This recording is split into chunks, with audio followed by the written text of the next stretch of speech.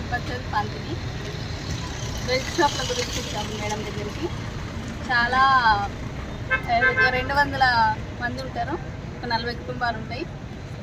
చాలా తాగి గొడవ పెట్టి భార్య భర్త పిల్లలకు కూడా ఇబ్బంది తల్లిదండ్రులు బాగా చనిపోయారు.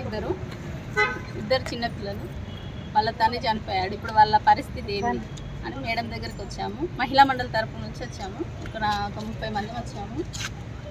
మేడం యాక్షన్ తీసుకుంది, త్వరగా చూపిస్తాను చెప్పేసి.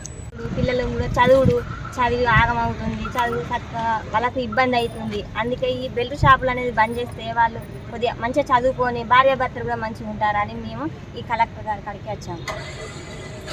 తొందరగా బెల్ట్ షాపులు బంద్ చేయాలని మేము కోరుతున్నాం. అందుకని కలెక్టర్ దగ్గరికి వచ్చినాం. మా గ్రామం మంచిగా అభివృద్ధిగా ఉండాలని మేము మంచిగా బెల్ట్ షాపులు బంద్ చేయాలి, మా ఊళ్ళో అందరూ మంచిగా ఆరోగ్యాలతో ఉండాలని మేము అనుకుంటున్నాం. బెల్ట్ షాపులకు బంద్ చేయాలి, మా దగ్గర పట్ల కొద్దిగా దగ్గర ఉండకూడదు. అందరికీ ఆరోగ్యాలు మంచిగా ఉండాలని మేము కోరుతున్నాం. కవిత అండి, మేము మహిళా సంఘంలో అధ్యక్షురాలి. మా చింతకుంటలో ఉన్న ఏంటంటే 60 గ్రామాలు, అందులో 200 మంది ఉంటారు. 60 ఇళ్ళలో 200 మంది ఉంటారు. అలా 150 మంది మాత్రం అందరూ మోగోలే. 150లో 150 మంది మొత్తం మద్యానికి బానిస అయిన వాళ్ళే. ఇద్దరు మాత్రం ఈ మద్యానికి బానిసై గడ్డి మంది తాగి చనిపోయిన వాళ్ళ పిల్లలు, చిన్నపిల్లలు 6 నెలల ఒకరు 1 year ఒకరు మద్యానికి బానిసయ్యే చనిపోయారు. ఏంటంటే మా ఊళ్ళో ఉన్న ఈ 60 కుటుంబాలకే 2 బెల్ట్ షాపులు. పొద్దున 6 గంటలకు పోతే రాత్రి 11 గంటల దాకా షాపులనే ఉద్దరే. ఇక పోవడం రావడం తాగడం, ఇంటికి వచ్చి మమ్మల్ని వేధించడం, కొట్టడం, మా పిల్లల్ని చదువుకొనిపోవడం, వండుకుంటే తిననీయకపోవడం, బావి దగ్గర పోయినా దాన్ని ఏదైనా పని చేసినా వదిలిపెట్టి వచ్చి తాగి మళ్ళీ ఇంటికి వచ్చాం. షాపులు ఉండడం వల్లనే కాబట్టి మేము కలెక్టర్ దగ్గరికి అర్జీ పెట్టుకోవడానికి వచ్చినాం. మేడం వెంబడి రియాక్షన్ తీసుకుంటా అని చెప్పింది. మీ ఇంటి వరకు వాళ్ళని పంపిస్తా అని చెప్పింది. ఎట్టి చేసి మా ఊళ్ళో ఈ కాడ నుంచి బెల్ట్ షాపులు ఉండదు. ఒకవేళ ఉంటే మాత్రం మా మహిళలు అందరం కలిసి ఊళ్ళో వాళ్ళకు ఈ కాడ నుంచి బెల్ట్ షాపులు కనుక వాళ్ళు అమ్ముతే 50,000 రూపాయల ఫైను, కరెంటు కట్టు, వాటర్ కట్టు, రేషన్ కట్టు, పింఛన్ కట్టు వాళ్ళ ఊళ్ళో నుండి ఉండదు. దయచేసి మేడం ఇవన్నీ మీరు కలెక్టర్ దృష్టికి తీసుకుపోయినాం. మీరే మాకు తొందరగా ఆదేశాలు జారీ చేసి తొందరగా మమ్మల్ని మా ఊరిని బాగుపరచాలని కోరుకుంటున్నాం. పంతిని ఊరు కానీ అందులో ఒక వార్డు చింతకుంట, అందులో 40 ఇండ్లు ఉన్నాయి.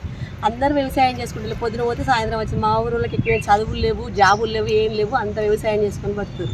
పొద్దున బావి దగ్గర పోయి మొగోళ్ళు వచ్చేసరికి ఆడోళ్ళకి ఇది ఒక ఇబ్బంది అవుతుంది. అందరు మంచిగా ఉండాలంటే బెల్ట్ షాప్ బంద్ చేయమని చెప్పినాం. ఇంతకుముందు బంద్ చేసిన ఒక 1 రోజులు బంద్ చేసిన మళ్ళీ పెట్టి స్టార్ట్ చేసింది. ఇప్పటికైనా మళ్ళీ ఒకవేళ కలెక్టర్ మాకు మంచి ఇచ్చి మంచిగా బంద్ చేయించింది, ఒక 1 రోజుల తర్వాత మళ్ళీ పెడితే మాత్రం మేము మళ్ళీ ఇక్కడ మా ఊరు పక్కల ఒక 5 కిలోమీటర్ల దూరం ఎక్కడ పెట్టద్దు, రోడ్డు దగ్గర కూడా పెట్టద్దు. మా చిన్న ఊరికి మేము ఆడోళ్ళం దిగుతాం, ఎక్కుతాం, భయం. ఆడ కూడా పెట్టడానికి ఏదైనా మళ్ళీ ప్రయత్నిస్తే మాత్రం పెద్ద చర్య తీసుకోవాలి మేడం. మాకు ఇంత చదువు రాదు, మాకు పెద్ద మేము ఏం అటు ఇటు తిరిగి జాబులు చేసుకుంటారో, చదువు చేసి వ్యవసాయం చేసుకుని బతికేటోళ్ళం. ఈ వ్యవసాయం చేసుకుని బతికేటోళ్ళకు ఏం తెలియదు బయటకు వస్తే. మా వార్డు నెంబర్ తీసుకొని వచ్చినాం కాబట్టి మాకు పని తొందరగా మేడం చేసి పెట్టాలి. దయచేసి మీకు అందరికీ మా ఊళ్ళో కోసం మేము వద్దంట అంటే వచ్చినాం. మా మొగోళ్ళు వద్దన్నా కూడా మేము వద్దు మా తీసుకొని వచ్చినాము. ఇది ఒకటి తొందరగా మంది తాగి గడ్డి మంది తాగి చనిపోయాడు. మా పిల్లలు చిన్నోళ్ళు నాగం పట్టించిండు. మేము మందు బెడ్ షాపులు బంద్ కావాలి. ఊళ్ళో అందరూ మంచిగా ఉండాలి. మా వాళ్ళ పోయినైనా పోయిండు. మాకైతే ఈ బెడ్ షాపులు ఉండద్దు. ఊళ్ళో 5 కిలోమీటర్ల దూరం కూడా ఉండద్దు, 10 కిలోమీటర్ల దూరం కూడా ఉండద్దు.